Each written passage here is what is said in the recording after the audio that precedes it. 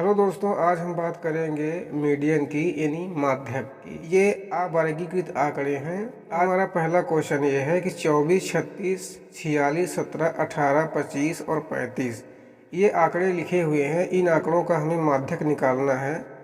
तो हमें सबसे पहले ये पता होना चाहिए कि जो मध्यिका होती है यानी जो माध्यक होता है तो वो बिल्कुल बीच का मान होता है। पहले हमें इसे आरोही क्रम में लिखना है। तो इसको जब हम हल करेंगे तो सबसे पहले हमें इसे आरोही क्रम में लिखना पड़ेगा। इसे हम आरोही क्रम में लिखेंगे तो इसका मतलब ये होता है कि सबसे पहले हमें छोटा अंक लिखना पड़ेगा, फिर उससे बड़ा, फिर उससे बड़ा। तो सबसे पहले हमें 17 लिखना है, फिर 18 लिखना है, फिर उससे बड़ा 24 है, फिर उससे बड़ा 25 है, और 25 से बड़ा अंक 35 है, और 35 से बड़ा 36, फिर उससे बड़ा 46। इसे हमने आरोही क्रम में लिख दिया है। अब हमें माध्यिका पता करना है यानी माध्यक पता करना है। तो हमें क्या करना है कि हमें बीच का जो मान होता है वही पता करना है। तो ये जो 25 है यानी जो हमारा माध्यक होगा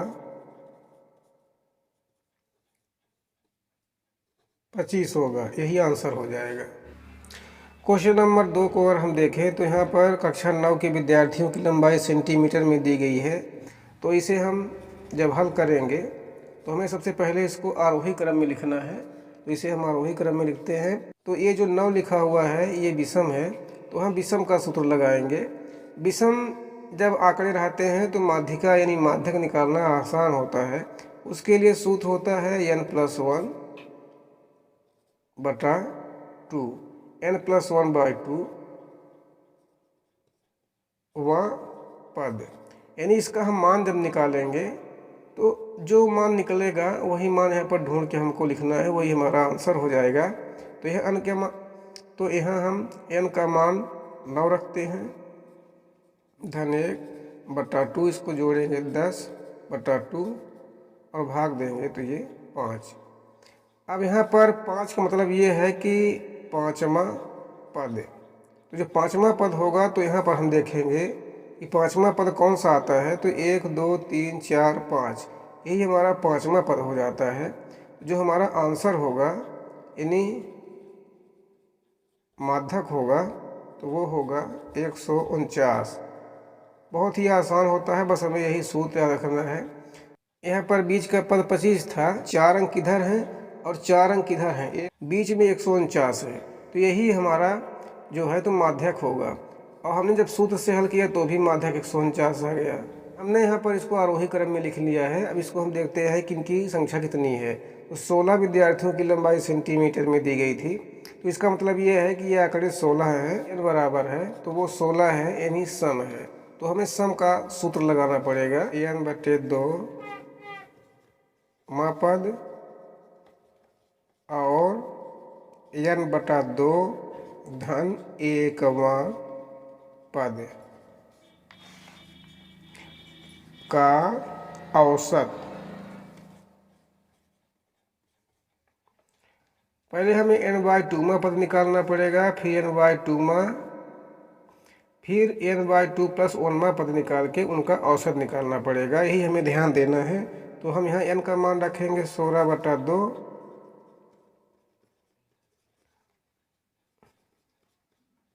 और यहाँ रखेंगे 16/2 + 1। 2 का भाग 16 में लगाएंगे तो 8 आएगा, यहाँ लगाएंगे तो 8 आएगा। कहने का मतलब ये कि ये 8वां पद हो जाएगा। ये हो जाएगा 8वां पद।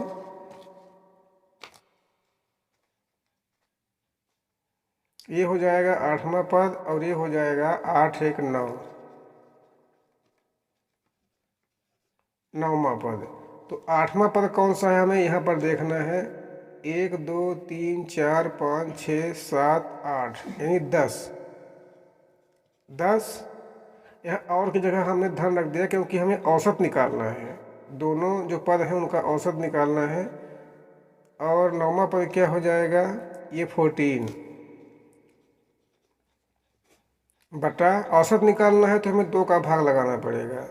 2 का भाग हम इसे लगा रहे हैं क्योंकि यहाँ पर 2 आंकड़े हैं जब औसत निकालते हैं तो आंकड़ों का जोड़ बटे आंकड़ों की संख्या, तो आंकड़ों की संख्या यहाँ पर 2 लिखा हो, 2 हैं, 10 और ये, तो यहाँ आंकड़ों की संख्या 2 है, इसीलिए हमने 2 का भाग लगा दिया है। ये हो जाएगा 24 और बटा 2, 2 का भाग हम 24 में लगाएंगे तो आएगा 12। यही हमारा आंसर हो जाए। बहुत ही आसान होता है, बस पहले हमें इसे आरोही क्रम में लिखना है और उसकी CF निकालना है। तो पहले हम जो प्राप्तांक हैं इसको आरोही क्रम में लिख लेते हैं। आरोही क्रम का मतलब ये होता है कि सबसे पहले हमें छोटी संख्या लिखना है, फिर उससे बड़ी और फिर उससे बड़ी, इस तरह से। तो यहाँ पर सबसे छोटी संख्या जो है वो है 20, तो हम पहले 20 को लिख लेते हैं। फिर 20 से बड़ी है 25, यानी 20 की बारंबारता कितनी है? 6 है, यानी 20 अंक पाने वाले विद्यार्थियों की संख्या 6 है और यही फ्रीक्वेंसी है, यही बारंबारता है। तो 20 की 6 है और 25 की 20 है। इस तरह से, ऐसा नहीं है कि इसको हम इस तरह से लिख लेंगे और फिर इसको, हमें बस यही ध्यान में रखना होता है कि जो 20 की फ्रीक्वेंसी है हमें वही लिखना है। जो ये क्रम है, अगर इस क्रम को हम यहाँ पर लिख लेंगे तो हमारा गलत हो जाएगा सवाल। हमें यही चीज़ ध्यान में रखना है, 20 की फ्रीक्वेंसी 6 है तो हमें यही चीज़ यहाँ पर लिखना है। 25 की 20 है बारंबारता, इसी तरह से हम सबकी बारंबारता लिख लेंगे। अब हमने बारंबारता निकाल लिया है। बारंबारता के बाद हमें संचयी बारंबारता पता करना पड़ेगा। तो संचयी बारंबारता निकालना भी बहुत आसान होता है। हमें क्या करना है कि ये जो 6 लिखा हुआ है इसको हम पहले लिख लेंगे, फिर इसके बाद हमें 20 उसमें प्लस करना है, तो ये हो जाएगा 26। ऐसे हम जोड़ते जाएंगे।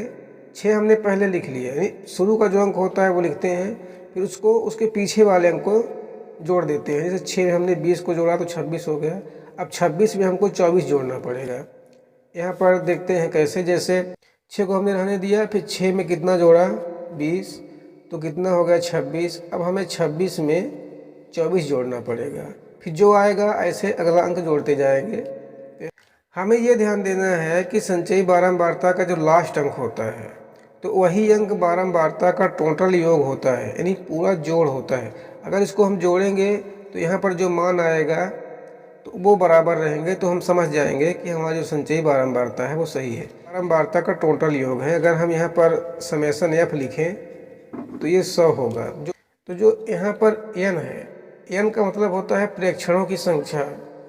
जितने विद्यार्थी हैं वो टोटल विद्यार्थी कितने हैं? 100 हैं। तो जो टोटल विद्यार्थी 100 हैं वही n होगा। बारंबारता का जो योग होगा और संचयी बारंबारता का जो लास्ट अंक होगा वही होगा n। ये है सम।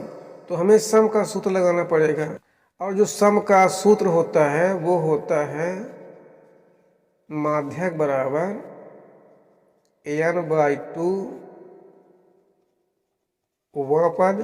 पहले हमें n/2 में पद निकालना पड़ेगा और n/2 प्लस 1 पद का औसत। पहले हमें n/2 पद निकालना पड़ेगा, फिर n/2 प्लस 1 पद, और उसका फिर हमें औसत निकालना पड़ेगा।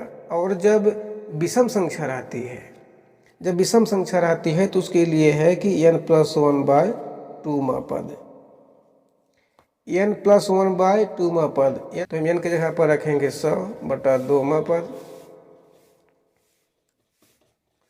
और यहाँ हम 100 का मान रखेंगे।